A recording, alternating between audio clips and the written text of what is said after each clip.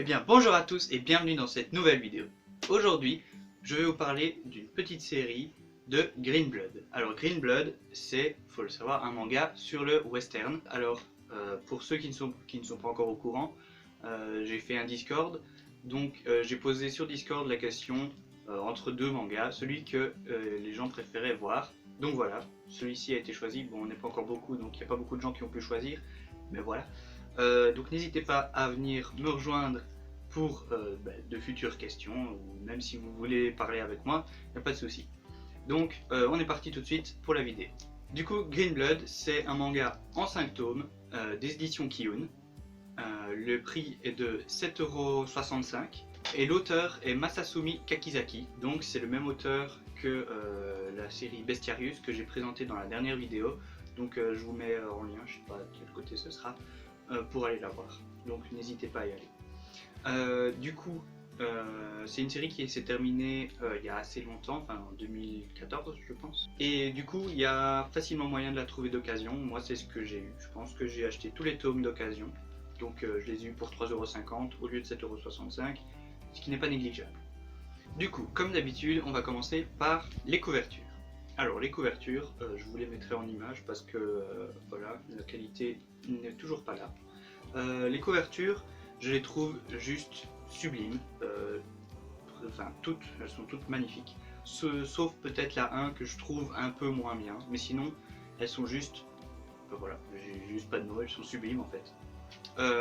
Pour ce qui est des tranches, pareil, je trouve qu'elles donnent très bien dans la mangatech. Enfin, même si ça peut paraître un peu arc-en-ciel quand on les voit comme ça, dans la mangatech ça rend très bien, je trouve. Et en fait, c'est pas, enfin, ça rend pas si arc-en-ciel que ça. Enfin, je veux dire, il y a beaucoup de trucs qui sont bien pensés, comme par exemple le titre, il y a une fois blanc, une fois noir, une fois blanc, une fois noir, une fois sur deux. Donc ça c'est bien, tout comme l'auteur. Après, ce qui moi me dérange sur mes tomes, c'est que tout simplement j'ai deux logos Kiyun différents. Il y en a un qui est nouveau, un qui est vieux, parce que je suppose qu'il y a eu une réédition. Je pense que c'est celui du tome 1 qui est plus nouveau, enfin plus récent plutôt. Donc voilà, c'est le seul truc qui me dérange moi. Et aussi le numéro 1 qui est d'une couleur totalement différente à tous les autres. Donc voilà, ça c'est un peu ce qui me dérange, mais c'est pas grand chose. En ce qui concerne les quatrièmes de couverture, vous avez à chaque fois un résumé sur le dessus du manga et l'image de la couverture qui continue. Donc voilà, ça c'est bien, enfin je veux dire la couverture qui continue, il n'y a rien de très excitant, mais c'est quand même très joli. Donc voilà, des beaux quatrièmes de couverture. Du coup, pour la note globale des couvertures, personnellement je mets un 18 sur 20. Voilà, ça c'est chacun ses goûts. Donc voilà, 18 sur 20. On est parti tout de suite pour l'histoire. Alors l'histoire se passe à Manhattan à la fin du 19e siècle. Et on va se retrouver dans le quartier de Five Points. C'est tout simplement le quartier où tous les gens qui viennent pour le rêve américain finissent. Et donc dans ce quartier, il y a énormément de misère, énormément de criminalité et forcément il y a beaucoup de gangs. Et ces gangs, ils ont assis leur pouvoir en soumettant les autorités. Et du coup, parmi tout ce beau monde, enfin c'est pas vraiment du beau monde parce qu'il y a beaucoup de méchants, il y a Luke Burns. Donc ça va être un des héros principaux qu'on va suivre. Tout simplement, Luke, il essaye de rester honnête. Donc il va travailler sur les docks, il va travailler très dur pour un salaire vraiment minable. Et il sait que le gang le plus puissant, c'est le gang des Grave Diggers.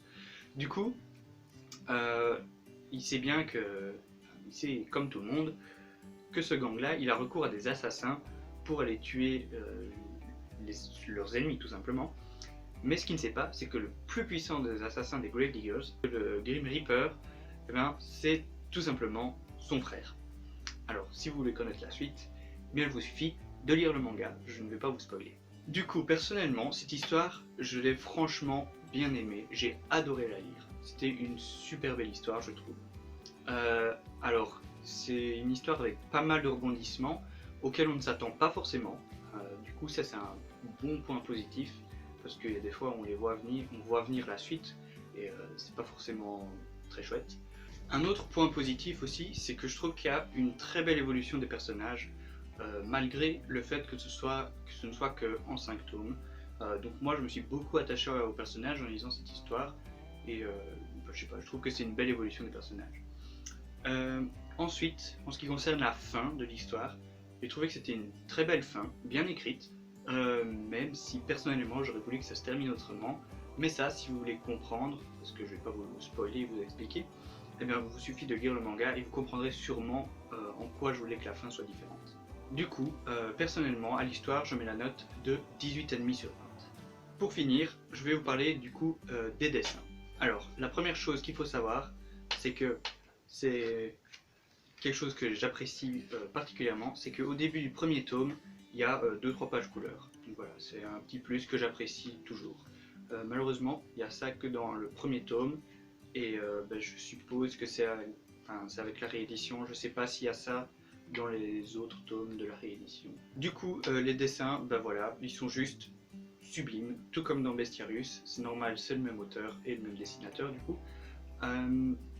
Voilà, c'est juste magnifique, je trouve qu'on retrouve vraiment le côté foncé dans les moments, un dessin très foncé dans les moments vraiment grave et important, que dans les moments plus légers, on va retrouver un dessin plus clair et plus léger. Mais donc le dessin est juste magnifique, donc encore une fois je vous mets des images des dessins, et aussi les dessins font vraiment transparaître l'émotion des personnages, je trouve. Du coup, tout simplement comme pour Bestiarius, les dessins sont magnifiques, donc je mets la note de 19,5 sur 20.